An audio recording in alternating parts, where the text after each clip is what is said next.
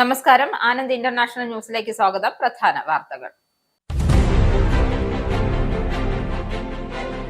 ബ്രിട്ടനിലെ പ്രധാനമന്ത്രി കെയർ സ്റ്റാമർക്ക് തിരിച്ചടി. അഭിപ്രായ സർവേയിൽ ഏറ്റവും ജനപ്രീതിയുള്ള നേതാവായി ഗ്രീൻസ് പാർട്ടി നേതാവ് സാക് പൊളൻസ്കിയെ തിരഞ്ഞെടുത്തു. രണ്ടാം സ്ഥാനത്ത് ലിബറൽ ഡെമോക്രാറ്റിക് നേതാവ് സർ എഡ് ഡേവി. ഏറ്റവും ജനപിന്തുണ കുറഞ്ഞ നേതാവായി മാറി പ്രധാനമന്ത്രി സർ കെയർ സ്റ്റാമർ. ഒരു രാഷ്ട്രീയ നേതാവിനും നെറ്റ് പോസിറ്റീവ് സ്കോർ ലഭിച്ചില്ല. രാഷ്ട്രീയ പാർട്ടികളുടെ കാര്യത്തിൽ റിഫോം യുകെക്ക് വ്യക്തമായ മുൻതൂക്കം. യുകെയിലെ വീടുകളുടെ വില അടുത്ത വർഷം 2 മുതൽ 4% വരെ ഉയരും. 2.73 ലക്ഷം പൗണ്ടായിരുന്ന വീട് വില ഇനി മുതൽ 2.84 ലക്ഷം പൗണ്ടിലേക്ക് എത്തും. ബാങ്ക് ഓഫ് ഇംഗ്ലണ്ട് പലിശ 3.75% കുറയ്ക്കും. വായ്പാ നിയമങ്ങൾ ലളിതമാക്കുവാനും വരുമാന വ്യത്യാസങ്ങൾ പരിഗണിച്ചുള്ള മോർഗേജ് പദ്ധതി അനുവദിക്കുവാനും നീക്കം. വീട് വാങ്ങുന്നവർ കൂടുതൽ അവസരമൊരുക്കാൻ ഫിനാൻഷ്യൽ കണ്ടക്ടർ അതോറിറ്റി പുതിയ നടപടികൾ ആരംഭിച്ചു. ബ്രിട്ടന്റെ നെറ്റ് സീറോ ലക്ഷ്യത്തിലേക്കുള്ള യാത്ര രാജ്യത്തിന് വലിയ ബാധ്യത വരുത്തിവെക്കുമെന്ന് ദേശീയ എനർജി അതോറിറ്റി. കാർബൺ ഉൽപാദനത്തിന്റെ വാർഷിക ചെലവ് 460 പൗണ്ട് വരെ ഉയരും. നെറ്റ് സീറോ പദ്ധതികൾ ഉപേക്ഷിച്ചാൽ കുടുംബങ്ങൾക്ക് വർഷത്തിൽ 500 പൗണ്ട് വരെ ലാഭം ഉണ്ടാകുമെന്ന പ്രവചനം യാഥാർത്ഥ്യമാകില്ല. യുകെയിലെ രോഗികൾക്ക് അടിയന്തരവും സങ്കീർണവുമായ ചികിത്സകൾ വേഗത്തിൽ ലഭ്യമാക്കാൻ ദന്തൽ ഡോക്ടർമാർക്ക് കൂടുതൽ വേതനം നൽകാൻ സർക്കാർ തീരുമാനം. 2026 ഏപ്രിൽ മുതൽ ഒരു സ്റ്റാൻഡേർഡ് പേയ്മെന്റ് പാക്കേജ് അവതരിപ്പിക്കും. ദന്തൽ ഡോക്ടർമാർ ജോലി നിർത്തിവെക്കുന്നതിനാൽ ആരോഗ്യരംഗം പ്രതിസന്ധിയിൽ. അമേരിക്കൻ സ്വപ്നം തകർന്നുകൊണ്ടിരിക്കുകയാണ് എന്ന് മുൻ vice president Kamala Harris. American സ്വപ്നം പലർക്കും യാഥാർത്ഥ്യത്തെക്കാൾ ഒരു കെട്ടുകഥയായി മാറിയിരിക്കുന്നുവെന്നും തകർച്ചയ്ക്ക് ഉത്തരവാദിത്തം ഡെമോക്രാറ്റിക് പാർട്ടിക്കുണ്ടെന്നും മുൻ വൈസ് പ്രസിഡന്റ്. ആർട്ടിഫിഷ്യൽ ഇന്റലിജൻസ് കാരണം തൊഴിലവസരങ്ങൾ നഷ്ടപ്പെടുന്നതും സാമൂഹ്യ മാധ്യമങ്ങളിലെ ഭിന്നിപ്പുകളും ഒരു പിടി ആളുകളുടെ കൈകളിൽ അമിതമായ അധികാര കേന്ദ്രീകരണവും അമേരിക്കൻ സ്വപ്നങ്ങളെ ഇല്ലാതാക്കുന്നു എന്നും കമല ഹാരിസ്. അമേരിക്കൻ കോൺസുലേറ്റുകൾ ബർത്ത് ടൂറിസം വിസ അപേക്ഷകൾ നിരസിക്കുന്നു. കുട്ടിക്ക് US പൗരത്വം നേടിക്കൊടുക്കുകയാണെന്ന് കരുതുന്ന ടൂറിസ്റ്റ് വിസ അപേക്ഷകളാണ് നിരസിക്കപ്പെടുന്നത്. വിസ അപേക്ഷകർ അവരുടെ യാത്ര താൽക്കാലികവും നിയമപരവുമാണ് എന്നത് തെളിയിക്കണം. നാഷണൽ ഹെറാൾഡ് കേസിൽ ഗാന്ധി കുടുംബത്തിന് ആശ്വാസം. ദില്ലി കോടതി എൻഫോഴ്സ്മെന്റ് ഡയറക്ടറേറ്റിന്റെ കുറ്റപത്രം സ്വീകരിച്ചില്ല. ഗാന്ധി കുടുംബം വൻതോതിൽ കള്ളപ്പണം വെളുപ്പിച്ചെന്നാണ് EDയുടെ കണ്ടെത്തൽ. അന്വേഷണം തുടരണമെന്ന് നിർദ്ദേശിച്ച കോടതി കുറ്റപത്രത്തിൽ ഇടപെടാൻ വിസമ്മതിച്ചു. വീണ്ടും അന്വേഷണം നടത്തണമെന്ന് കോടതി. തദ്ദേശ തെരഞ്ഞെടുപ്പിലെ തിരിച്ചടിക്ക് പിന്നിൽ ഭരണവിരുദ്ധ വികാരമുണ്ടായതായിട്ടില്ല എന്ന് മന്ത്രി വി ശിവൻകുട്ടി. മുഖ്യമന്ത്രി ഏകപക്ഷീയമായി ഒരു തീരുമാനവും എടുത്തിട്ടില്ലെന്നും നടക്കുന്നത് തെറ്റായ പ്രചരണമെന്നും മന്ത്രി. LDFിൽ തെറ്റിദ്ധാരണ ഉണ്ടാക്കുന്നതിന് വേണ്ടിയാണ് പ്രചരണം നടത്തുന്നതെന്നും ഹിമാലയൻ പരാജയം ഉണ്ടായിട്ടില്ല എന്നും ശിവൻകുട്ടി. കേരള രാജ്യാന്തര ചലച്ചിത്രമേളയിൽ സിനിമകൾക്ക് പ്രദർശനാനുമതി നൽകാത്തത് കേന്ദ്ര സർക്കാരിന്റെ ബോധപൂർവമായ ഇടപെടൽ മൂലമാണെന്ന് മന്ത്രി സജി ചെറിയാൻ. അംഗീകാരം ലഭിക്കാത്തത് 19 സിനിമകൾ. കേന്ദ്രത്തിന് അപേക്ഷ നൽകിയത് 187 എണ്ണം. IFK ലോകത്തിന് തന്നെ മാതൃകയാവുന്നും ഇതുവരെയും ഇല്ലാത്ത പ്രശ്നമാണ് ഇപ്പോഴുണ്ടായതെന്നും സംഭവത്തിൽ ശക്തമായ പ്രതിഷേധം രേഖപ്പെടുത്തുമെന്നും മന്ത്രി. മേള തകർക്കാനുള്ള ശ്രമമാണ് കേന്ദ്ര സർക്കാർ നടത്തുന്നതെന്നും സജി ചെറിയാൻ. വാർത്തകൾ വിശദമായി. പ്രധാനമന്ത്രി സർ കെയർ സ്റ്റാമർക്ക് വലിയൊരു തിരിച്ചടിയായി ഏറ്റവും പുതിയ അഭിപ്രായ സർവേയിൽ ഏറ്റവും ജനപ്രീതിയുള്ള നേതാവായി തിരഞ്ഞെടുത്തത് ഗ്രീൻസ് പാർട്ടി നേതാവ് സർ പൊളൻസ്കിയാണ്. OPM സർവേയിൽ പൊളൻസ്കിക്ക് ലഭിച്ച നെറ്റ് സ്കോർ -1 ആണ്. ഇതാണ് ബ്രിട്ടനിലെ ഏറ്റവും ജനപിന്തുണയുള്ള 5 രാഷ്ട്രീയ പാർട്ടികളിൽ വെച്ച് പൊളൻസ്കിയെ ഏറ്റവും ജനപിന്തുണയുള്ള നേതാവാകാൻ സഹായിച്ചത്. ഒരു രാഷ്ട്രീയ നേതാവിനും നെറ്റ് പോസിറ്റീവ് സ്കോർ ലഭിച്ചില്ല എന്നത് ശ്രദ്ധേയമാണ്. രണ്ടാം സ്ഥാനത്ത് -4 പോയിന്റോടെ ലിബറൽ ഡെമോക്രാറ്റിക് നേതാവ് സർ എഡ് ഡേവിയാണ്. ടോറി നേതാവ് കെമി ബേഡോനോഗിന് -10 പോയിന്റ് ലഭിച്ചപ്പോൾ റിഫോം യുകെയുടെ നൈജൽ ഫരാജിന് ലഭിച്ചത് -12 പോയിന്റാണ്. പ്രധാനമന്ത്രി സർ കെയർ സ്റ്റാമർ -43 പോയിന്റുകളുടെ ഏറ്റവും ജനപിന്തുണ കുറഞ്ഞ നേതാവായി. പൊളൻസ്കിക്ക് ലഭിച്ച വൻ ജനപിന്തുണ ഡൌണിംഗ് സ്ട്രീറ്റിൽ ആശങ്കയ്ക്ക് വഴിയൊരുക്കിയിട്ടുണ്ട്. ഇടതുപക്ഷ സമൂഹത്തിൽ നിന്നും മറ്റൊരു വെല്ലുവിളി കൂടി ലേബറിനുണ്ടാകുമെന്ന സൂചനയാണ് ഇത് നൽകുന്നത്. അതേസമയം രാഷ്ട്രീയ പാർട്ടികളുടെ കാര്യത്തിൽ റിഫോം UK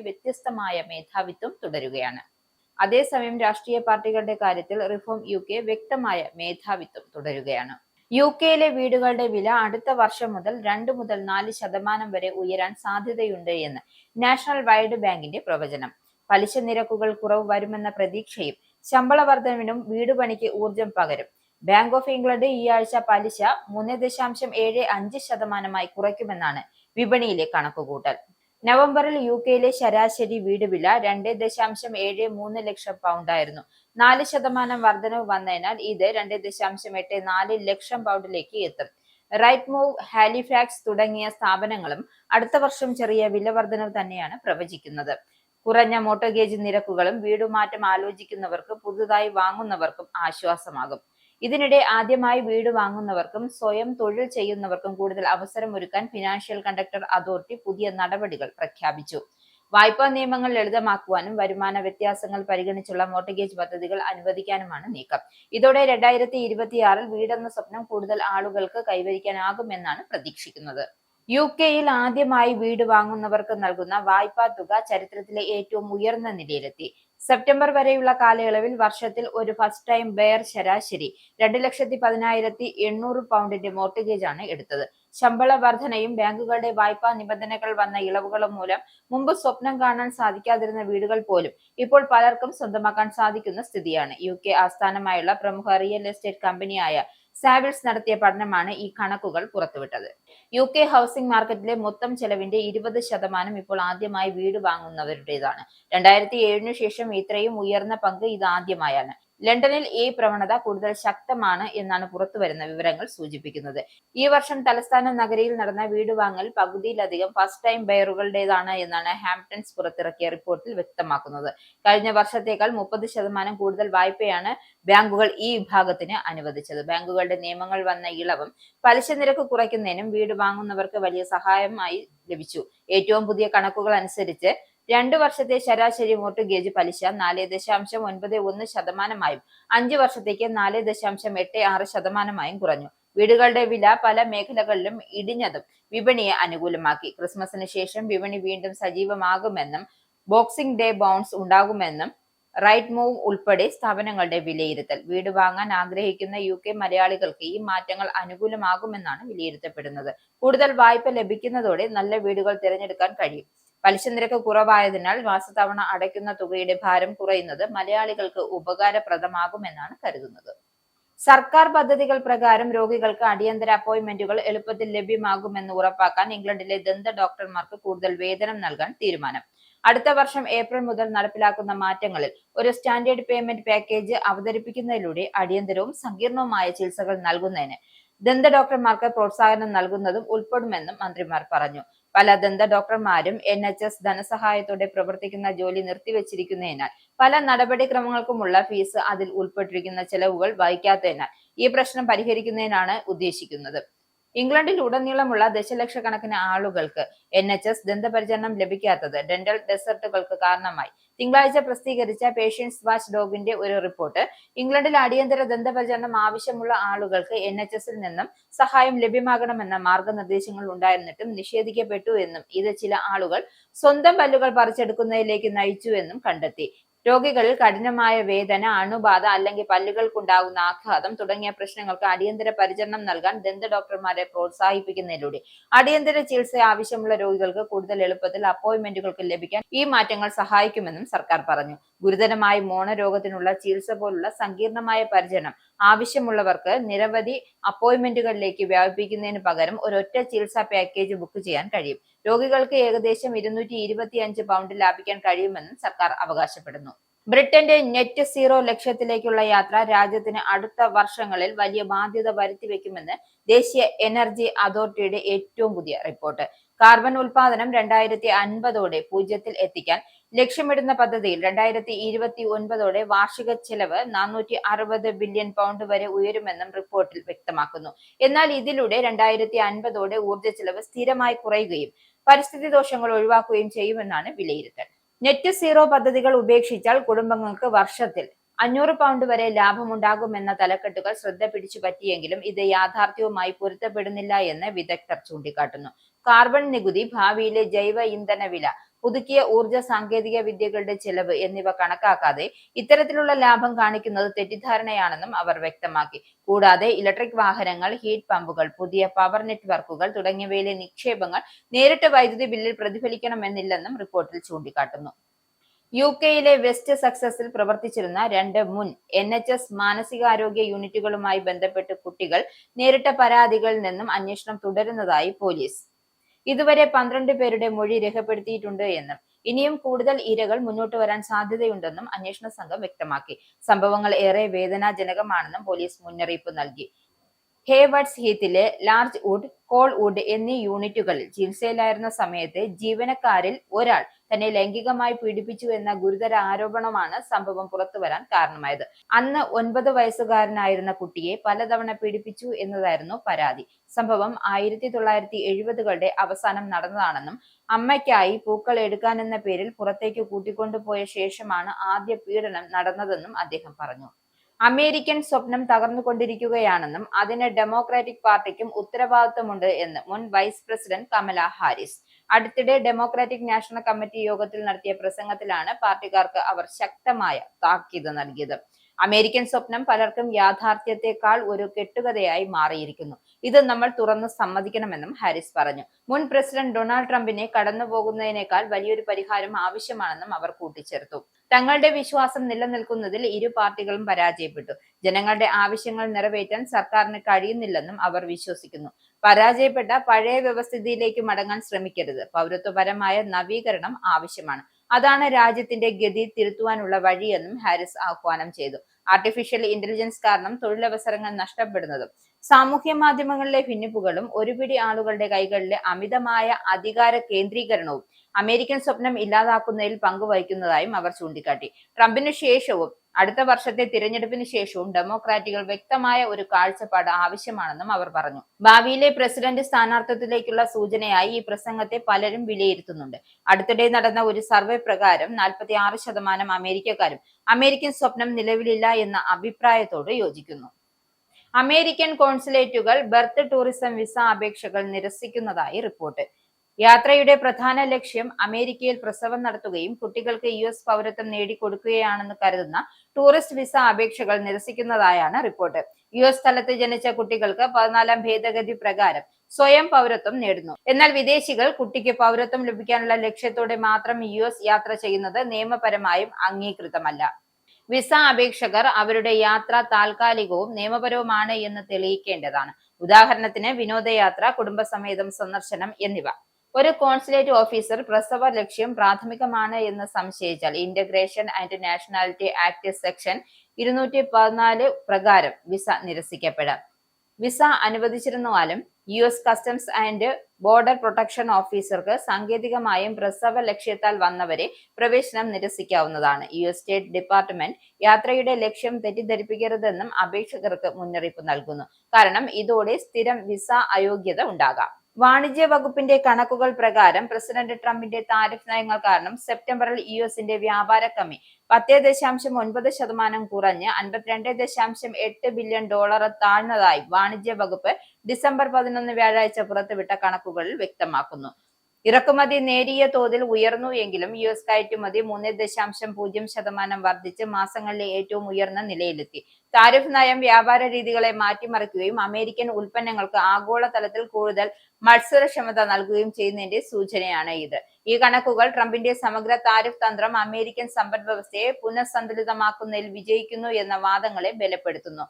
പ്രസിഡന്റ് ട്രംപിന്റെ കർശനമായ താരിഫ് നയങ്ങൾ ഭരണകൂടത്തിന്റെ ലക്ഷ്യങ്ങൾക്ക് അനുസൃതമായി വ്യാപാര പ്രവാഹങ്ങൾ പുനർനിർമ്മിക്കാൻ തുടങ്ങിയതോടെ സെപ്റ്റംബറിൽ US-ന്റെ വ്യാപാര കമ്മി 10.9% ഇടിഞ്ഞ് $52.8 ബില്യൺ കുറഞ്ഞുവെന്നും വാണിജ്യ വകുപ്പ് വ്യാഴാഴ്ച പുറത്തുവിട്ട കണക്കുകളിൽ വ്യക്തമാക്കുന്നു.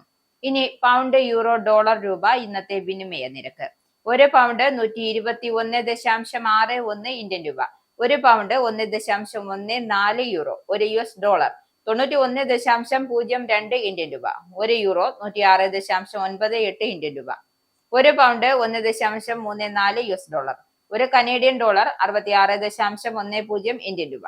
ഇനിയൊരു ഇടവേള. വീണ്ടും വാർത്തകളിലേക്ക്. നാഷണൽ ഹെറാൾഡ് കേസിൽ ഗാന്ധി കുടുംബത്തിന് വലിയ ആശ്വാസം. ദില്ലി കോടതി എൻഫോഴ്സ്മെന്റ് ഡയറക്ടറേറ്റിന്റെ കുറ്റപത്രം സ്വീകരിച്ചില്ല. അന്വേഷണം തുടരണമെന്ന് നിർദ്ദേശിച്ച കോടതി കുറ്റപത്രത്തിൽ ഇടപെടാൻ വിസമ്മതിക്കുകയായിരുന്നു. സ്വകാര്യ അന്യായത്തിന്റെ അടിസ്ഥാനത്തിലാണ് കുറ്റപത്രം. കേസിൽ FIR എടുത്തിട്ടില്ല. ഈ നടപടികൾ പൂർത്തിയാക്കി വീണ്ടും അന്വേഷണം നടത്തണമെന്ന് കോടതി നിർദ്ദേശിച്ചു. കേസിൽ ഏപ്രിൽ 15-നാണ് സോണിയാഗാന്ധിക്കും രാഹുൽ ഗാന്ധിക്കുമെതിരെ ED കുറ്റപത്രം സമർപ്പിച്ചത്. നാഷണൽ ഹെറാൾഡ് പത്രം പ്രസിദ്ധീകരിച്ചിരുന്ന associated journal limited young India limited ഏറ്റെടുത്തതിൽ സാമ്പത്തിക ക്രമക്കേട് നടന്നതായാണ് EDയുടെ കണ്ടെത്തൽ. നാഷണൽ ഹെറാൾഡ് പത്രവും അനുബന്ധ സ്വത്തുക്കളുമായി ബന്ധപ്പെട്ട ഗാന്ധി കുടുംബം വൻതോതിൽ കള്ളപ്പണം വെളുപ്പിച്ചെന്നാണ് ഇഡിയുടെ കണ്ടെത്തൽ. കള്ളപ്പണം വെളുപ്പിക്കലിലൂടെ 142 കോടി രൂപയുടെ ലാഭം ഗാന്ധി കുടുംബത്തിന് സ്വന്തമാക്കി എന്നാണ് വാദം. 2008 കടുത്ത സാമ്പത്തിക ബാധ്യതയെ തുടർന്ന് നാഷണൽ ഹെറാൾഡ് പത്രം പൂട്ടിയത്. 2010 സോണിയാഗാന്ധിയും രാഹുൽ ഗാന്ധിയും ചേർന്ന് രൂപീകരിച്ച യങ് ഇന്ത്യ എന്ന കമ്പനി നാഷണൽ ഹെറാൾഡിന്റെ ഉടമസ്ഥരായ അസോസിയേറ്റഡ് ജേർണൽ വാങ്ങുന്നത് തുച്ഛമായ തുകയ്ക്കാണ്. ഡൽഹി, ലക്നൗ, മുംബൈ അടക്കമുള്ള നഗരങ്ങളിൽ 2000 കോടിയോളം വില വരുന്ന കെട്ടിടങ്ങൾ ഇതോടെ സോണിയാഗാന്ധിയുടെയും രാഹുലിന്റെയും സ്വന്തമായി എന്ന് ഇഡി പറയുന്നു. യങ് ഇന്ത്യയുടെ 76% ഓഹരികളും രാഹുൽ ഗാന്ധിയുടെ പേരിലായിരുന്നു എന്നതിന് തെളിവുണ്ടെന്നും ഇഡി കോടതിയെ അറിയിച്ചു. ഡൽഹി ആഗ്ര എക്സ്പ്രസ് വേയിൽ 10ഓളം വാഹനങ്ങൾ കൂട്ടിയിടിച്ചുണ്ടായ അപകടത്തിൽ 4 പേർക്ക് ദാരുണാന്ത്യം. 25ഓളം പേർക്ക് പരുക്കേറ്റതായി ദേശീയ മാധ്യമങ്ങൾ റിപ്പോർട്ട് ചെയ്യുന്നു. കനത്ത മൂടൽമഞ്ഞിനെ തുടർന്ന് ബസ്സുകളും കാറുകളും ഉൾപ്പെടെയുള്ള വാഹനങ്ങൾ കൂട്ടിയിടിച്ച് തീപിടിക്കുകയായിരുന്നു. മധുര ജില്ലയിലെ യമുന എക്സ്പ്രസ് വേയുടെ ആഗ്ര നോയിഡ കാരിയേജ് വേയിൽ ചൊവ്വാഴ്ച പുലർച്ചെയോടെയായിരുന്നു അപകടം. കനത്ത മൂടൽമഞ്ഞു കാരണം കാഴ്ചപരിധി വളരെ കുറവായിരുന്നു. ഇതേ തുടർന്ന് വാഹനങ്ങൾ പരസ്പരം കൂട്ടിയിടിക്കുകയായിരുന്നുവെന്നും പോലീസ് സൂപ്രണ്ട് ശോക് കുമാർ പറഞ്ഞു. മൂടൽമഞ്ഞിൽ കാഴ്ച മങ്ങിയതോടെ 7 ബസ്സുകളും 3 കാറുകളും ഒന്നിനു പിറകെ ഒന്നായി ഇടിക്കുകയായിരുന്നു എന്നാണ് വിവരം. അപകടത്തിന് പിന്നാലെ വാഹനങ്ങൾക്ക് തീപിടിക്കുകയായിരുന്നു. സംഭവം അറിഞ്ഞ ഉടൻ തന്നെ അഗ്നിരക്ഷാ സേന സ്ഥലത്തെത്തി രക്ഷാപ്രവർത്തനം ആരംഭിച്ചു. പ്രാദേശിക ഭരണകൂടവും പോലീസും സംഭവസ്ഥലത്തെത്തി രക്ഷാപ്രവർത്തനത്തിന്റെ ഭാഗമായി. നിലവിൽ 4 പേരുടെ മരണം സ്ഥിരീകരിച്ചിട്ടുണ്ട്. 25ഓളം പേരെ ആശുപത്രിയിൽ പ്രവേശിപ്പിച്ചിട്ടുണ്ട്. ഇതിൽ ഗുരുതര പരിക്കേറ്റവരില്ല. വാഹനങ്ങളിൽ ഉണ്ടായിരുന്ന മറ്റുള്ളവരെ സർക്കാർ വാഹനങ്ങൾ വീടുകളിൽ എത്തിച്ചു. മുതിർന്ന പോലീസ് ഉദ്യോഗസ്ഥനെ ഉദ്ധരിച്ച് NDTV ഇക്കാര്യം റിപ്പോർട്ട് ചെയ്തത്. തീ കത്തി പടരുന്നതിനിടെ സഹായത്തിനായി യാത്രക്കാർ നിലവിളിച്ചതായും ദൃക്സാക്ഷികൾ വ്യക്തമാക്കി. ഒന്നിനു പിറകെ ഒന്നായി വാഹനങ്ങൾ കത്തുകയായിരുന്നു. അപകടത്തെ തുടർന്ന് മണിക്കൂറുകളോളം എക്സ്പ്രസ് വേയിൽ ഗതാഗതം തടസ്സപ്പെട്ടു. സംഭവത്തെക്കുറിച്ച് അന്വേഷണം ആരംഭിച്ചിട്ടുണ്ട്. ഡൽഹി, ഹരിയാന, ഉത്തർപ്രദേശ് എന്നിവയടക്കമുള്ള ഉത്തരേന്ത്യൻ സംസ്ഥാനങ്ങളിലെ പല നഗരങ്ങളിലും കനത്ത മൂടൽമഞ്ഞും അന്തരീക്ഷ മലിനീകരണവും മൂലം ജനജീവിതം ദുസ്സഹമായിരിക്കുകയാണെന്ന് റിപ്പോർട്ട്. ഗതാഗത തടസ്സങ്ങളും റോഡ് അപകടങ്ങളും ഇതിന്റെ രൂക്ഷതയെ എടുത്തു കാണിക്കുകയാണ്. സമീപ ദിവസങ്ങളിൽ നിരവധി വിമാനങ്ങൾ റദ്ദാക്കപ്പെടുകയും പുകമഞ്ഞു മൂലമുള്ള കാഴ്ച പ്രശ്നങ്ങൾ മൂലം നിരവധി വാഹനാപകടങ്ങൾ റിപ്പോർട്ട് ചെയ്യപ്പെടുകയും ചെയ്തിട്ടുണ്ട്. ഹരിയാന, ഉത്തർപ്രദേശ്, ഡൽഹി മേഖലകളിൽ കാഴ്ച കുറയ്ക്കുന്ന പുകമഞ്ഞ് കനത്തതാണെന്ന് പലപ്പോഴും അപകടങ്ങൾക്ക് കാരണമാകുന്നത്. നിരവധി പേരുടെ മരണത്തിനും ദേശീയപാതകൾ വലിയ നാശനഷ്ടങ്ങൾക്കും ഈ അപകടങ്ങൾ വഴിവെച്ചിട്ടുണ്ട്. ചൊവ്വാഴ്ച രാവിലെ ഉത്തർപ്രദേശിലെ യമുന എക്സ്പ്രസ് വേയിൽ മധുര ജില്ലയിലുണ്ടായ അപകടത്തിൽ 4 പേർ മരിക്കുകയും 25 പേർക്ക് പരിക്കേൽക്കുകയും ചെയ്തു. പുലർച്ചെ 4 മണിയോടെയായിരുന്നു കനത്ത മൂടൽമഞ്ഞ് കാരണം കാഴ്ചക്കുറവുണ്ടായതാണ് അപകടത്തിന് കാരണമായത്. 7 ബസ്സുകളും നിരവധി ചെറിയ വാഹനങ്ങളും കൂട്ടിയിടിക്കുകയും വാഹനങ്ങൾക്ക് തീപിടിക്കുകയും ചെയ്തിരുന്നു. ഇതൊരു ഒറ്റപ്പെട്ട സംഭവമല്ലെന്നും കഴിഞ്ഞ ഒരാഴ്ചയ്ക്കുള്ളിൽ ഡൽഹിയിലും സമീപ പ്രദേശങ്ങളിലും വാഹന അപകടങ്ങൾ 20% വർദ്ധിച്ചതായാണ് പുറത്തുവരുന്ന റിപ്പോർട്ടുകൾ. തിങ്കളാഴ്ച ഹരിയാനയിലെ നൂഹ് ജില്ലയിൽ ഡൽഹി മുംബൈ എക്സ്പ്രസ് വേയിൽ കനത്ത മൂടൽമഞ്ഞിനെ തുടർന്ന് നിരവധി വാഹനങ്ങൾ കൂട്ടിയിടിച്ചുണ്ടായ അപകടത്തിൽ 4 പേരാണ് മരിച്ചത്. അപകടത്തിൽ 20 പേർക്ക് പരിക്കേൽക്കുകയും ചെയ്തു. ശനിയാഴ്ച ഹരിയാനയിലെ രണിയാല പട്പൂർ ഗ്രാമത്തിന് സമീപം 2 ട്രക്കുകൾ ഉൾപ്പെടെ 12ഓളം വാഹനങ്ങൾ കൂട്ടിയിടിച്ചുണ്ടായ അപകടത്തിൽ CISF ഇൻസ്പെക്ടർ ഹരീഷ് കുമാർ ഉൾപ്പെടെ 2 പേർ മരിക്കുകയും നിരവധി പേർക്ക് പരിക്കേൽക്കുകയും ചെയ്തു. ഡൽഹി മുംബൈ എക്സ്പ്രസ് വേയിൽ ബനാർസി ഗ്രാമത്തിന് സമീപം 8ഓളം വാഹനങ്ങൾ കൂട്ടിയിടിച്ചതും അതേ ദിവസം തന്നെയായിരുന്നു. തദ്ദേശ തെരഞ്ഞെടുപ്പിലെ തിരിച്ചടിക്ക് പിന്നാലെ ഭരണവിരുദ്ധ വികാരമുണ്ടായതായി ഇടതുപക്ഷത്തിന്റെ ഒരു വേദിയിലും ചർച്ചയുണ്ടായിട്ടില്ല എന്ന് മന്ത്രി വി ശിവൻകുട്ടി. മുഖ്യമന്ത്രി ഏകപക്ഷീയമായി ഒരു തീരുമാനവും എടുത്തിട്ടില്ലെന്നും നടക്കുന്നത് തെറ്റായ പ്രചരണമാണെന്നും മന്ത്രി മാധ്യമങ്ങളോട് പറഞ്ഞു. ഭരണവിരുദ്ധ വികാരം ഉണ്ടായതായി ഇടതുപക്ഷത്തിന്റെ ഒരു വേദിയിലും ചർച്ചയുണ്ടായിട്ടില്ല. LDFൽ തെറ്റിദ്ധാരണ ഉണ്ടാക്കുന്നതിന് വേണ്ടിയാണ് പ്രചാരണം നടത്തുന്നത്. ഹിമാലയൻ പരാജയം ഉണ്ടായിട്ടില്ല. ജനവിധി മാനിക്കുന്നു. എല്ലാ തീരുമാനവും ഏകകണ്ഠമായി എടുത്തതാണെന്നും വോട്ടിംഗ് പാറ്റേണിനെ ഭരണവിരുദ്ധമായ വികാരമായി കാണാൻ കഴിയില്ലെന്നും ശിവൻകുട്ടി വ്യക്തമാക്കി. അതേസമയം തദ്ദേശ തെരഞ്ഞെടുപ്പിലെ വിധിയെഴുത്തിൽ ശബരിമല സ്വർണ്ണക്കൊള്ളയടക്കം പ്രതിഫലിച്ചെന്ന് CPI. മുഖ്യമന്ത്രി മുന്നണിയെ വിശ്വാസത്തിലെടുക്കാതെ ഒറ്റയാൾ പട്ടാളം പോലെ പെരുമാറുന്നുവെന്നും CPI യോഗത്തിൽ വിമർശനമുണ്ടായി. ശക്തി കേന്ദ്രങ്ങളിൽ പോലും തിരിച്ചടി ഉണ്ടായി എന്ന് CPM സമ്മതിക്കുന്നു. സർക്കാർ വിരുദ്ധ വോട്ടുകൾ വീണെന്നാണ് CPI നേതൃയോഗത്തിന്റെ വിലയിരുത്തൽ. മുൻഗണന നിശ്ചയിക്കുന്നതിൽ പോരായ്മയുണ്ടായി എന്നും മുഖ്യമന്ത്രിക്ക് ഒറ്റയ്ക്ക് തീരുമാനങ്ങൾ എടുക്കുന്നുവെന്നും മുന്നണിയിൽ കൂട്ടായ ചർച്ചയില്ലെന്നും CPI വിമർശനം ഉയർത്തി. കേരള രാജ്യാന്തര ചലച്ചിത്രമേളയിൽ സിനിമകൾക്ക് പ്രദർശനാനുമതി നൽകാത്തത് കേന്ദ്ര സർക്കാരിന്റെ ബോധപൂർവമായ ഇടപെടൽ മൂലമാണെന്ന് മന്ത്രി സജി ചെറിയാൻ. IFFK ലോകത്തിന് തന്നെ മാതൃകയാണ്. ഇതുവരെ ഇല്ലാത്ത പ്രശ്നമാണ് ഇപ്പോഴുണ്ടായതെന്നും മന്ത്രി മാധ്യമങ്ങളോട് പറഞ്ഞു. സംഭവത്തിൽ ശക്തമായ പ്രതിഷേധം രേഖപ്പെടുത്തുന്നതായും അദ്ദേഹം കൂട്ടിച്ചേർത്തു.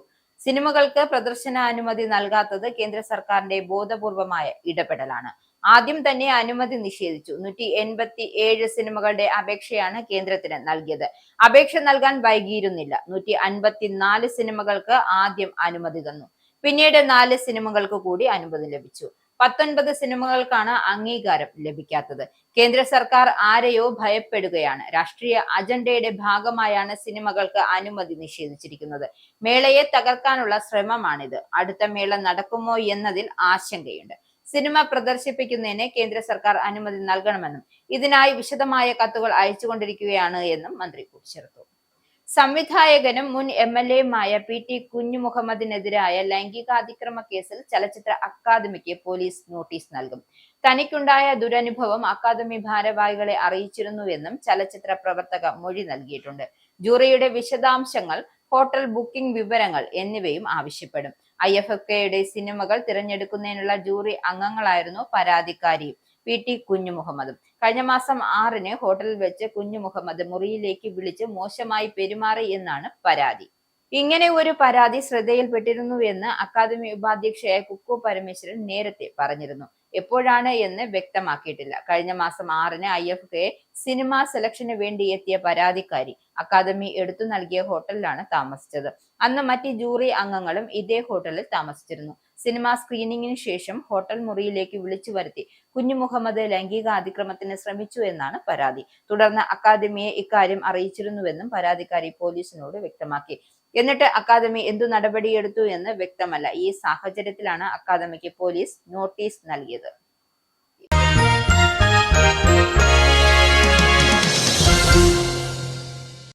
ഇനി സ്പോർട്സ്. 2025 നവംബറിലെ ICC വനിതാ പ്ലെയർ പുരസ്കാരം സ്വന്തമാക്കി ഇന്ത്യയുടെ ഷഫാലി വർമ്മ. നവി മുംബൈയിൽ നടക്കുന്ന വനിതാ ഏകദിന ലോകകപ്പ് ഫൈനലിൽ ഇന്ത്യയെ വിജയത്തിലേക്ക് നയിച്ചതിൽ ഷഫാലി വർമ്മയുടെ ഓൾറൗണ്ട് പ്രകടനം നിർണായകമായിരുന്നു. ഫൈനലിൽ ഓപ്പണറായി ഇറങ്ങിയ ഷഫാലി 72 പന്തിൽ 87 റൺസുമായി തിളങ്ങിയിരുന്നു. സ്മൃതി മന്ദാനിയുമായി ചേർന്ന് ഓപ്പണിംഗ് 104 റൺസ് കൂട്ടുകെട്ട് സ്ഥാപിച്ച താരം ബൌളിംഗിനെത്തിയപ്പോഴും മികച്ച പ്രകടനം തന്നെ നടത്തി. സൂനെ ലൂസിന്റെയും മാരിസൺ കാപ്പിന്റെയും നിർണായക വിക്കറ്റുകൾ താരം സ്വന്തമാക്കിയതോടെ ഇന്ത്യ മത്സരത്തിൽ 52 റൺസിന് വിജയിക്കുകയായിരുന്നു. ലോകകപ്പിനുള്ള ഇന്ത്യൻ ടീമിൽ സ്റ്റാൻഡേർഡ് ബൈ താരമായിരുന്ന ഷെഫാലി ഇന്ത്യൻ ഓപ്പണർ പ്രതിക റാവലിന് പരിക്കേറ്റിനെ തുടർന്നാണ് നോക്കൌട്ട് ഘട്ടത്തിലേക്ക് ടീമിനൊപ്പം ചേർന്നത്. സെമിയിൽ 10 റൺസ് മാത്രം നേടി പുറത്തായി നിരാശപ്പെടുത്തിയെങ്കിലും ഫൈനൽ മത്സരത്തിൽ പ്ലെയർ ഓഫ് ദ പുരസ്കാരം നേടി ഇന്ത്യൻ വിജയത്തിന്റെ നിർണായകമായി പങ്കുവഹിച്ചത് ഷെഫാലിയായിരുന്നു. പ്രധാന വാർത്തകൾ ഒരിക്കൽ കൂടി. ബ്രിട്ടനിലെ പ്രധാനമന്ത്രി കെയർ സ്റ്റാമർക്ക് തിരിച്ചടി. അഭിപ്രായ സർവേയിൽ ഏറ്റവും ജനപ്രീതിയുള്ള നേതാവായി ഗ്രീൻസ് പാർട്ടി നേതാവ് സാക് പൊളൻസ്കിയെ തിരഞ്ഞെടുത്തു. 2ാം സ്ഥാനത്ത് ലിബറൽ ഡെമോക്രാറ്റിക് നേതാവ് സർ എഡ് ഡേവി. ഏറ്റവും ജനപിന്തുണ കുറഞ്ഞ നേതാവായി മാറി പ്രധാനമന്ത്രി സർ കെയർ സ്റ്റാമർ. ഒരു രാഷ്ട്രീയ നേതാവിനും നെറ്റ് പോസിറ്റീവ് സ്കോർ ലഭിച്ചില്ല. രാഷ്ട്രീയ പാർട്ടികളുടെ കാര്യത്തിൽ റിഫോം UKക്ക് വ്യക്തമായ മുൻതൂക്കം. UK-യിലെ വീടുകളുടെ വില അടുത്ത വർഷം 2 മുതൽ 4% വരെ ഉയരും. 2.73 ലക്ഷം പൗണ്ടായിരുന്ന വീട് വില ഇനി മുതൽ 2.84 ലക്ഷം പൗണ്ടിലേക്ക് എത്തും. ബാങ്ക് ഓഫ് ഇംഗ്ലണ്ട് പലിശ 3.75% കുറയ്ക്കും. വായ്പാ നിയമങ്ങൾ ലളിതമാക്കുവാനും വരുമാന വ്യത്യാസങ്ങൾ പരിഗണിച്ചുള്ള മോർഗേജ് പദ്ധതി അനുവദിക്കുവാനും നീക്കം. വീട് വാങ്ങുന്നവർ കൂടുതൽ അവസരമൊരുക്കാൻ ഫിനാൻഷ്യൽ കണ്ടക്ടർ അതോറിറ്റി പുതിയ നടപടികൾ ആരംഭിച്ചു. ബ്രിട്ടന്റെ നെറ്റ് സീറോ ലക്ഷ്യത്തിലേക്കുള്ള യാത്ര രാജ്യത്തിന് വലിയ ബാധ്യത വരുത്തിവെക്കുമെന്ന് ദേശീയ എനർജി അതോറിറ്റി. കാർബൺ ഉൽപാദനത്തിന്റെ വാർഷിക ചെലവ് 460 പൗണ്ട് വരെ ഉയരും. നെറ്റ് സീറോ പദ്ധതികൾ ഉപേക്ഷിച്ചാൽ കുടുംബങ്ങൾക്ക് വർഷത്തിൽ 500 പൗണ്ട് വരെ ലാഭം ഉണ്ടാകുമെന്ന പ്രവചനം യാഥാർത്ഥ്യമാകില്ല. UK-യിലെ രോഗികൾക്ക് അടിയന്തരവും സങ്കീർണവുമായ ചികിത്സകൾ വേഗത്തിൽ ലഭ്യമാക്കാൻ ദന്തൽ ഡോക്ടർമാർക്ക് കൂടുതൽ വേതനം നൽകാൻ സർക്കാർ തീരുമാനം. 2026 ഏപ്രിൽ മുതൽ ഒരു സ്റ്റാൻഡേർഡ് പേയ്മെന്റ് പാക്കേജ് അവതരിപ്പിക്കും. ദന്തൽ ഡോക്ടർമാർ ജോലി നിർത്തിവെക്കുന്നതിനാൽ ആരോഗ്യരംഗം പ്രതിസന്ധിയിൽ. അമേരിക്കൻ സ്വപ്നം തകർന്നുകൊണ്ടിരിക്കുകയാണ് എന്ന് മുൻ vice president Kamala Harris. American സ്വപ്നം പലർക്കും യാഥാർത്ഥ്യത്തെക്കാൾ ഒരു കെട്ടുകഥയായി മാറിയിരിക്കുന്നുവെന്നും തകർച്ചയ്ക്ക് ഉത്തരവാദിത്തം ഡെമോക്രാറ്റിക് പാർട്ടിക്കുണ്ടെന്നും മുൻ വൈസ് പ്രസിഡന്റ് ആർട്ടിഫിഷ്യൽ ഇന്റലിജൻസ് കാരണം തൊഴിലവസരങ്ങൾ നഷ്ടപ്പെടുന്നതും സാമൂഹ്യ മാധ്യമങ്ങളിലെ ഭിന്നിപ്പുകളും ഒരു പിടി ആളുകളുടെ കൈകളിൽ അമിതമായ അധികാര കേന്ദ്രീകരണവും അമേരിക്കൻ സ്വപ്നങ്ങളെ ഇല്ലാതാക്കുന്നുവെന്നും കമല ഹാരിസ്. അമേരിക്കൻ കോൺസുലേറ്റുകൾ ബർത്ത് ടൂറിസം വിസ അപേക്ഷകൾ നിരസിക്കുന്നു. കുട്ടിക്ക് US പൗരത്വം നേടിക്കൊടുക്കുകയാണെന്ന് കരുതുന്ന ടൂറിസ്റ്റ് വിസ അപേക്ഷകളാണ് നിരസിക്കപ്പെടുന്നത്. വിസ അപേക്ഷകർ അവരുടെ യാത്ര താൽക്കാലികവും നിയമപരവുമാണ് എന്നത് തെളിയിക്കണം. നാഷണൽ ഹെറാൾഡ് കേസിൽ ഗാന്ധി കുടുംബത്തിന് ആശ്വാസം. ദില്ലി കോടതി എൻഫോഴ്സ്മെന്റ് ഡയറക്ടറേറ്റിന്റെ കുറ്റപത്രം സ്വീകരിച്ചില്ല. ഗാന്ധി കുടുംബം വൻതോതിൽ കള്ളപ്പണം വെളുപ്പിച്ചെന്നാണ് EDയുടെ കണ്ടെത്തൽ. അന്വേഷണം തുടരണമെന്ന് നിർദ്ദേശിച്ച കോടതി കുറ്റപത്രത്തിൽ ഇടപെടാൻ വിസമ്മതിച്ചു. വീണ്ടും അന്വേഷണം നടത്തണമെന്ന് കോടതി. തദ്ദേശ തെരഞ്ഞെടുപ്പിലെ തിരിച്ചടിക്ക് പിന്നിൽ ഭരണവിരുദ്ധ വികാരമുണ്ടായതായിട്ടില്ല എന്ന് മന്ത്രി V ശിവൻകുട്ടി. മുഖ്യമന്ത്രി ഏകപക്ഷീയമായി ഒരു തീരുമാനവും എടുത്തിട്ടില്ലെന്നും നടക്കുന്നത് തെറ്റായ പ്രചരണമെന്നും മന്ത്രി. LDFൽ തെറ്റിദ്ധാരണ ഉണ്ടാക്കുന്നതിന് വേണ്ടിയാണ് പ്രചരണം നടത്തുന്നതെന്നും ഹിമാലയൻ പരാജയം ഉണ്ടായിട്ടില്ല എന്നും ശിവൻകുട്ടി. കേരള രാജ്യാന്തര ചലച്ചിത്രമേളയിൽ സിനിമകൾക്ക് പ്രദർശനാനുമതി നൽകാത്തത് കേന്ദ്ര സർക്കാരിന്റെ ബോധപൂർവമായ ഇടപെടൽ മൂലമാണെന്ന് മന്ത്രി സജി ചെറിയാൻ. അംഗീകാരം ലഭിക്കാത്തത് 19 സിനിമകൾ. കേന്ദ്രത്തിന് അപേക്ഷ നൽകിയത് 187 എണ്ണം. IFK ലോകത്തിന് തന്നെ മാതൃകയാവുന്നും ഇതുവരെയും ഇല്ലാത്ത പ്രശ്നമാണ് ഇപ്പോഴുണ്ടായതെന്നും സംഭവത്തിൽ ശക്തമായ പ്രതിഷേധം രേഖപ്പെടുത്തുമെന്നും മന്ത്രി. മേള തകർക്കാനുള്ള ശ്രമമാണ് കേന്ദ്ര സർക്കാർ നടത്തുന്നതെന്നും സജി ചെറിയാൻ. വാർത്തകൾ വിശദമായി. ഈ ബുള്ളറ്റിൻ ഇവിടെ സമാപിക്കുന്നു. നന്ദി, നമസ്കാരം.